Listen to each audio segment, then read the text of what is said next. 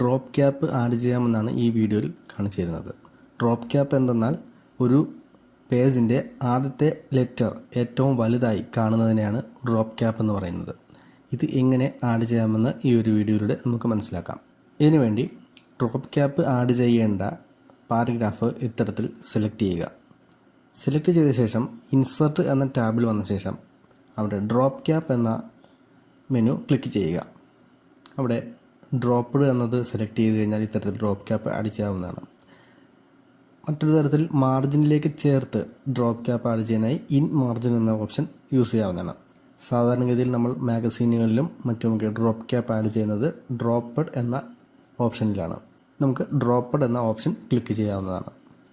ഇത്തരത്തിൽ നമുക്ക് drop ക്യാപ്പുകൾ add ചെയ്യാവുന്നതാണ്.